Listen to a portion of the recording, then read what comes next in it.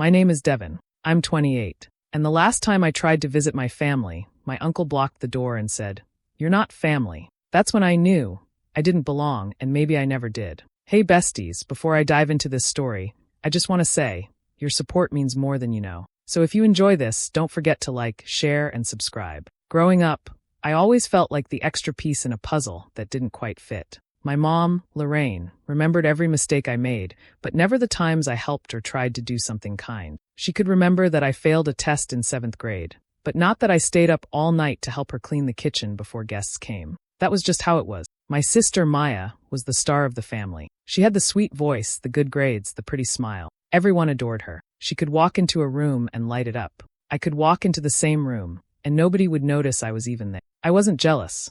I just didn't understand why being quiet or being different made me so unwanted. I kept trying. I made pies from scratch for Thanksgiving. I bought gifts I thought they'd like for Christmas. I showed up for birthdays, dinners, family events. But my efforts felt like tossing pebbles into a deep well. No echo, no thanks, just silence. They smiled and nodded like I was a stranger they had to be polite to. Then they'd go right back to praising Maya, or talking about Uncle Curtis's new car, or laughing at stories I wasn't a part of. I remember one time I helped Aunt Renee carry all the groceries up the stairs. She thanked me, but Lorraine told her not to spoil me. Spoil me? I was 23 and still being treated like some burden they had to carry around. Still, I stayed around. I thought maybe, just maybe, one day they'd see me. Really see me. Not as the mistake, not as the extra mouth, not as the quiet one in the corner. Just as Devin, their son, their brother. But year after year, dinner after dinner, gift after gift, I stayed invisible. And deep down, I started to believe maybe that's all I was ever meant to be in this family. The shadow behind the light. The one you forget until you need something. The one who disappears without anyone asking why. But all of that changed the day my cousin Tony called me for Thanksgiving. That day, I realized I didn't have to chase a family who never truly wanted, and everything that came after proved it. But for now, this is where it began. With me, a bottle of wine, a pie in my hands, and a heart full of hope that they'd finally see me. They didn't. And that's when I knew. Sometimes it's not about fixing the broken. It's about walking away before you break too. I was about 25 when everything finally became clear. Up until then, I kept telling myself stories, little excuses to explain the way I was treated. Maybe they were just busy. Maybe I didn't try hard enough. Maybe if I showed up with better gifts or helped out more, they'd eventually come around. But that year, something shifted in me. I stopped lying to myself. I had just come home from working a late shift. My birthday had passed a week before, and no one in the family called. Not even Lorraine. Not Maya. Not Uncle Curtis. Nothing. It wasn't like I expected a party, but a call? A simple happy birthday, Devin, would have meant the world. But it was quiet, like I didn't exist. I sat on my couch that night, lights off, phone in hand, and scrolled through old messages. I saw the times I texted to check on Maya when she was sick. The time I offered to help Curtis with his taxes. The photos I sent to Lorraine when I baked her favorite pie just because. Seen. No replies. Or dry responses hours later. But when Maya posted a selfie or wrote some half-hearted caption about family time, the comments poured in. Laughing emojis. Heart emojis. Support. Always for her. Never for me. It wasn't anger I felt. It was something quieter. Deeper. Like I had been knocking on a locked door for years, and only now was I willing to accept that nobody was ever going to open it. I wasn't hated. I was just not included. Not really. Tolerated like background noise. And the more I looked back, the more I saw it. The way Lorraine always introduced Maya to people. My pride and joy. And then paused before adding. And that's Devin too. Like I was an afterthought. The way family photos never had space for me unless someone else asked. The way Maya got the full plate, and I was handed scraps with a smile. At 25, the dots connected on their own, and the picture they formed wasn't pretty. But in all that silence and coldness, there was one voice that felt steady, Tony's. My little cousin. She was a few years younger than me, but wise in a way that made you listen. She didn't say much, but when she did, it landed. She always noticed when I showed up. She always said thank you. I remember she once whispered to me at a family barbecue, "They don't see you, but I do." That stayed with me. It still does. Tony was different. She wasn't putting on a show like the rest of them. Her hugs were real. Her questions came from the heart. She didn't need a reason to text me. She just did. And when she laughed at my jokes, it didn't feel forced. Around her, I felt like myself. No pretending. No shrinking. So even though the rest of the family kept pretending I didn't matter, Tony reminded me that I did. And in that dark season of my life, when I was learning the hard truth about my place, or lack of one, in the family, her light was the only thing that felt warm. That year, I stopped hoping they'd change. I stopped chasing their approval. I didn't say it out loud yet, but inside, I started letting go. Not in bitterness. Just in truth. Some families love you loudly. Others only love the idea of you. I was done being someone's quiet obligation. It was early November when Tony texted me. Just 3 words. You better come. Then a second message followed. I saved your seat. I stared at the screen for a long time, unsure how to respond. I hadn't been to a real family gathering in over a year. Skipped birthdays, skipped cookouts. I was tired of showing up just to feel like I wasn't supposed to be there. But this was Tony, and she never asked for much. So I told her, all right, I'll come. Only for you. The night before Thanksgiving, I couldn't sleep. I kept thinking about how it would go. Would Maya be there with one of her fake, perfect boyfriends? Would Lorraine give me that tight-lipped smile, like she couldn't decide whether to hug me or ignore me? Would Uncle Curtis still pretend I didn't exist until he needed help with something technical? I almost backed out that morning. My car keys sat on the counter while I made coffee and stared out the window, trying to convince myself it would be different this time. Maybe Tony being there would change the energy. Maybe people would just chill out and act normal for once. I told myself to stop overthinking. So I grabbed the bottle of wine I bought, wrapped it in a simple bag, and got in the car. The drive was quiet. Just the hum of tires and a sky that couldn't decide between sun and clouds. 40 minutes through the back roads of Birmingham. Neighborhoods full of trimmed lawns, brick homes, and holiday decorations that looked like magazine ads. When I pulled up to Curtis's house, I knew exactly what I'd see, and I was right.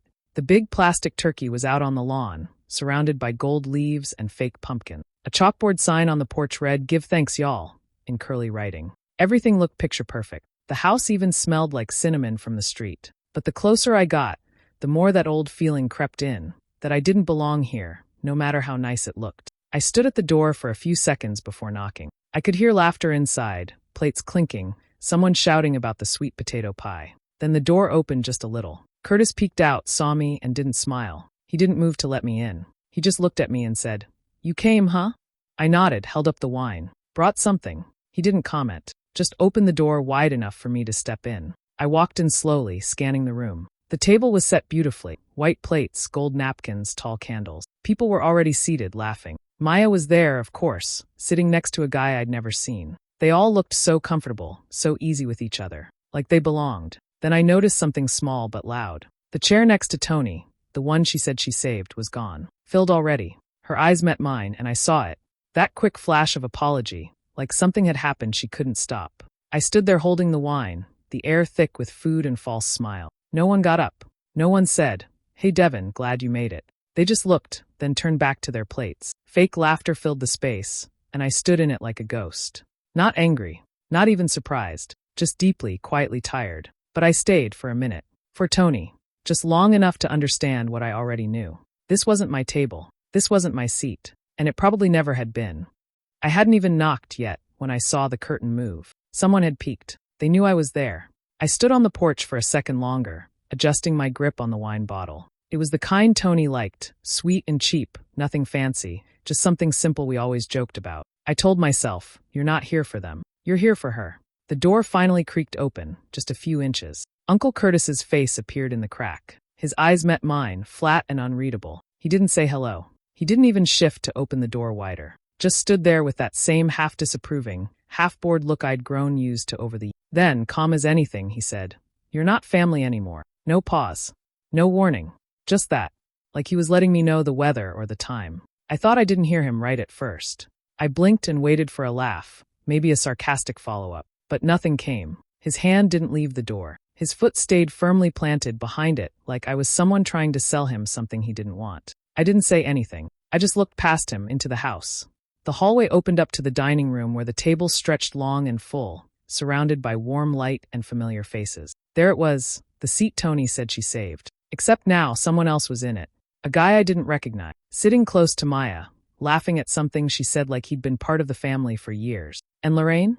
She was there too, sitting with her wine glass, her nails polished the same deep red she always wore on holiday. She glanced toward the door, saw me, and raised her eyebrows slightly. Not in surprise, not in concern, just in that way she always did when I showed up. Like my presence was an inconvenience she hadn't planned for. She didn't move, didn't smile, just took a sip and looked away. The sounds from inside kept going. Laughter, clinking plates, someone asking about the cornbread. It was like a movie playing behind glass, and I wasn't part of the cast.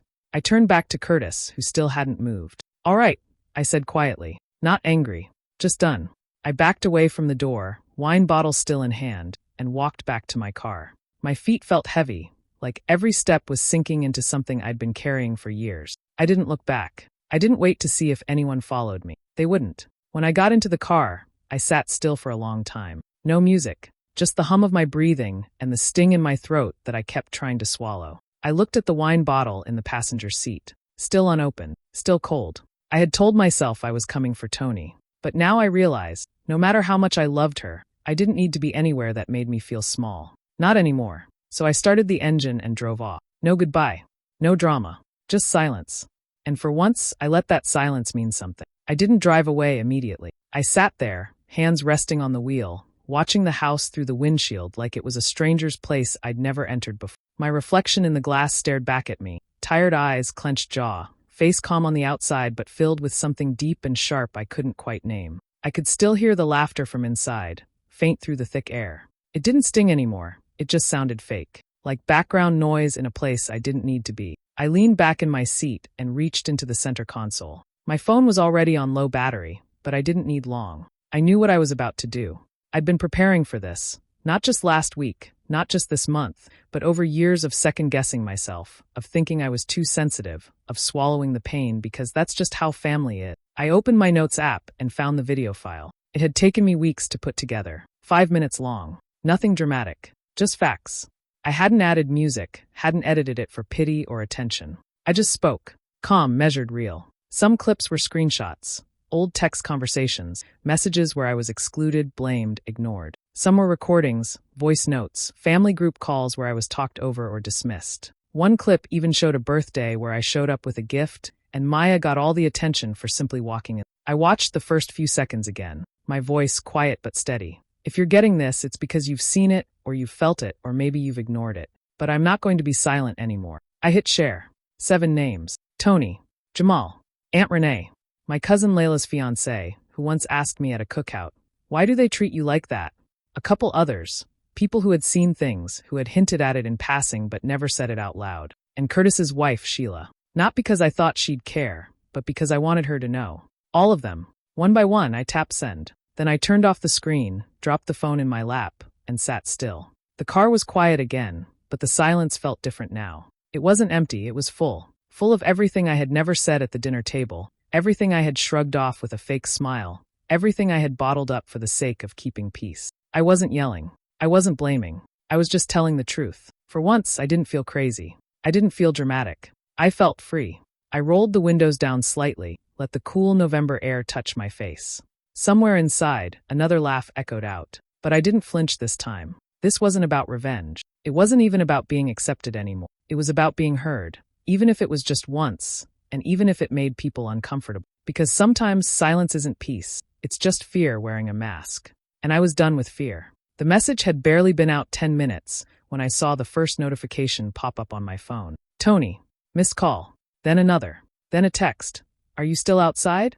I was already halfway down the block, parked at the end of the street near the stop sign. I hadn't planned to stay close, but something told me to wait. And then I saw her. Tony came out the front door fast. No coat, no purse. Just her phone in hand and that same sharp walk she always had when she meant business. She glanced around, spotted my car, and started walking toward it, her curls bouncing with every step. I rolled down the window before she even reached the sidewalk. You really sent that? She said, not even angry, just surprised. Her voice had that breathless edge, like she had just walked out of a place with too much heat and too little air. I did, I said. She leaned against the car, folded her arms. You recorded all of that? I had to, I said. You know what they do? They twist everything. Say I imagined it, or I was too sensitive. I needed to have proof, for me mostly. Tony looked away for a second, lips pressed tight like she was chewing on something heavy. Then she gave a little nod. I'm glad you did, she said. They needed to see it. Behind her, the front door swung open again. This time it was Jamal, looking around, confused. Then Aunt Renee, holding her phone, eyes wide as she scanned it. People were reacting fast. Whispers started floating through the air like static. I could feel the shift, like someone had yanked the mask off a play, right in the middle of the show. They're freaking out, Tony said. Lorraine looks like she swallowed a lemon. Maya's acting like she didn't know any of this was happening, which is wild considering half the stuff in that video had her name all over it. I didn't say anything. I just watched the house from the rearview mirror. It looked smaller now, quieter. Not because anything had changed physically, but because I wasn't sitting on the outside hoping to be invited in it. Tony finally stepped back, hugging her arms against the cold. I'm going back in. Not for them, for Nana. She's old and tired, and I don't want her caught in the middle of their mess. But I'll call you later, okay? I nodded. She hesitated before walking off, then turned back. By the way, she said, you said stuff in that video that needed to be said years ago. I should have spoken up sooner. You did now, I said quietly. And with that, she left. I sat there for a while longer. 1 or 2 more messages came in, but I didn't open them yet. I just stared at the sky turning a shade darker, the neighborhood lights flicking on one by one. The air had that stillness that comes after something breaks. Not the kind that's violent, the kind that's honest.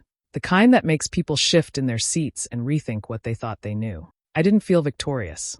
I felt real, for the first time in years. The next morning, I woke up to a phone buzzing nonstop on the nightstand. Missed calls, notifications, messages lighting up one after the other.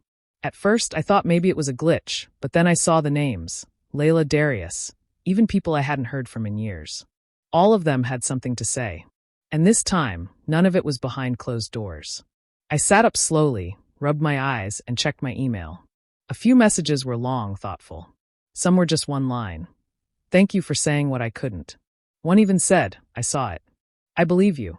I hadn't realized how much those words mattered until I read them on a screen. Then I opened Facebook.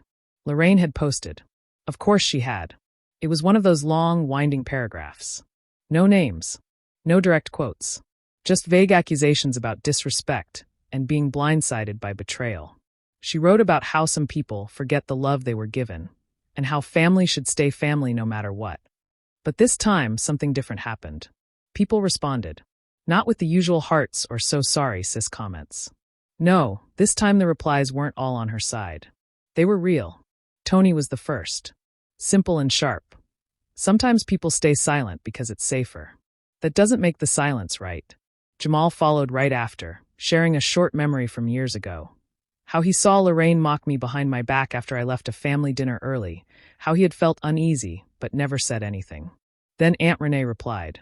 Her comment was long, thoughtful. She said she listened to the recording in full. Said it made her uncomfortable, not because it was wrong, but because it was honest. She ended it with a line that stayed with me all day. Sometimes silence is complicity. I won't be silent anymore. I didn't reply to any of it. I didn't post. I didn't have to. For the first time, people were seeing things for themselves. Later that evening, I got a call from Renee. I answered. I just wanted you to know I heard you, she said. Her voice was soft, tired, but clear. I saw things, Devin. For years. And I let myself think it wasn't my place. But I should have said something. I didn't know what to say. I just listened. You didn't imagine any of it, she continued. And I'm sorry I let you think you were alone. That hit something in me I hadn't expected. Not anger. Not pride. Just this slow, settling warmth, like someone had finally turned on a light in a dark room. After we hung up, I sat on the porch with a blanket and a cup of tea. The sky was pink and fading into blue, and everything felt quiet, not empty, just still. For once, I didn't feel like I was carrying everything by myself. Truth doesn't always make people clap. Sometimes it makes them uncomfortable. But it also frees the ones who've been holding it in. And even if it took this long, even if it came wrapped in silence, the truth had finally started to echo. That weekend, I turned off all notifications. No vibrations, no chimes, no glowing screen begging for attention. Just silence. The kind you choose, not the kind forced on you. I needed space to think clearly, to breathe without being pulled back into their noise. I had always given too much. Not just my energy or time, but actual things. Money when they asked, even when they didn't. Help they came to expect, not appreciate. I thought it was love. I thought maybe if I kept showing up with full hands, they'd finally see me. But they didn't. They just took more. Now I was done. On Monday, I went through my finances like I was reviewing someone else's story. Cold, focused, and honest. There was a $3,500 loan to Maya from 2 years ago. Never paid back. Barely mentioned after the day I transferred it to her. I drafted a formal letter. No threats, no drama. Just a clean statement. Full amount, date sent, and a quiet note that repayment was expected within 90 days. I didn't even send it with emotion. I just mailed it, like it was any other unpaid bill. Next came Uncle Curtis. I had been covering part of his back taxes for over a year. Quietly, because he asked for help just until things settled. Things never settled. But I stopped the automatic payment, emailed the county, and made it clear I was no longer associated with that account. No warning call. No long text. Just release. The last one was Lorraine. I bought her car 2 years ago. Paid in full. It was supposed to be a thank you for everything she had done for me growing up. At least what I thought was love back then. But the title had stayed in my name. It always had. I didn't even mean to do that as a form of control. I just never transferred it. Now I used it. One call. One signature. One visit to the local tow yard. That was it. By Thursday morning, the car was gone from her driveway. Repossessed, not by force, not by anger. Just by law. The silence didn't last long. My phone lit up like a Christmas tree by Friday. Maya sent 3 texts in a row, followed by a voice message where she asked, "Is this a joke?" Uncle Curtis left me a voicemail full of stammering disbelief, asking if I had forgotten what family means. Lorraine called me 10 times in a row. Then she stopped. Then she posted again. Another vague status. This one had tears in it. "Some people only love you when you're giving them something," she wrote. "But God sees." I didn't reply. I didn't watch. I didn't need to. That week, I cooked dinner in my own kitchen with the music low and the lights warm. I ate without looking over my shoulder. I slept through the night without checking my phone first thing. And I realized something. I wasn't punishing them. I was freeing myself. Every payment I canceled, every favor I retracted, it wasn't revenge. It was clarity. You can't buy respect. You can't pay your way into being valued. And when someone shows you over and over that your worth only exists when your hand is open, closing that hand is not cruelty. It's survival. The house smelled like cinnamon and something warm baking in the oven. Tony's playlist hummed softly in the background. Old school R&B mixed with a little gospel and a dash of Stevie Wonder. It was cozy. Not expensive or flashy, just real. And for the first time in years, I didn't feel like I had to shrink myself to fit into someone else's version of celebration. There were no expectations tonight. No seat I had to fight for. No performance. Just people who saw me and wanted me there. I brought a small tray of mac and cheese. Nothing special, but it mattered. Tony grinned when she saw it. "That's your ticket in," she joked, and we both laughed. Her living room was filled with friends from her job, a couple cousins I hadn't seen in a while, and 2 neighbors who brought sweet potato pie and wore matching pajamas. It was chaotic, warm, and perfect. When we sat down to eat, nobody made speeches or tried to dominate the room. Everyone just passed plates, shared stories, and offered seconds like it was second nature. It wasn't the kind of gathering where someone tried to one-up the next with success stories or thinly veiled criticisms. It was a space where I didn't have to brace myself. Tony handed me a small gift halfway through the evening. A journal. Black leather, simple, with my initials etched in gold. "You're the kind of person who sees everything," she said. "I thought maybe you'd want a space to keep it." It wasn't about the gift itself. It was that she knew me well enough to pick something that wasn't loud or flashy, but thoughtful. Something that said, "I see you." After dinner, we all stayed up playing a card game, spades, then dominoes. I wasn't great, but nobody made fun of me. They just let me play. That alone felt new. Like I belonged, not because I had something to offer, but because I was me. Later, when things had quieted down and people were sprawled on the couch or sipping hot cocoa, Tony showed me her phone. Lorraine had posted again. Another vague status. Holidays don't feel the same when people forget where they came from. But this time, people didn't nod along or drop generic comments. They responded. Jamal replied directly. "Maybe it's not about forgetting. Maybe it's about surviving." One of our cousins, Lisa, added. "Sometimes peace means loving from a distance, especially when the love doesn't go both ways." Aunt Renee didn't even bother with subtlety. She just wrote, "We all saw the video. We all saw the receipts. Some of us are just tired of pretending." The thread kept growing. Quiet truths finally had space to breathe. It didn't feel like revenge. It felt like a shift. Like people had been waiting for someone, anyone, to say out loud what had been ignored for too long. And now that the silence had broken, they weren't going back. I didn't comment. I didn't need to. I just sat on the couch next to Tony, watching the fire flicker in her small fireplace, holding a cup of tea and feeling something I hadn't felt on Christmas in years. Peace. Not because everything was fixed or everyone had changed, but because I had stopped waiting for them to give me something they never would. That night, I didn't miss the old family table. I didn't miss the strained smiles or the hollow laughter. I had found something better. Something true. The letter came on a Thursday. No return address, but I knew the handwriting, tight, sharp, just like her words. I didn't open it right away. When I did, it wasn't an apology. It was a warning. A threat dressed up as concern. She hadn't changed. She just hated losing control. I folded the letter once and dropped it straight into the trash without thinking twice. After that, the family split. Some kept pretending, clinging to the old version of events where I was the problem. But others, those who had seen the truth, started speaking up. They weren't loud, just clear. And that was enough. On New Year's Day, Tony hosted a brunch. I almost skipped it. Part of me still expected to feel out of place. But when I walked through the door, it felt different. 20-something people. Hugs, laughter, good food, and peace.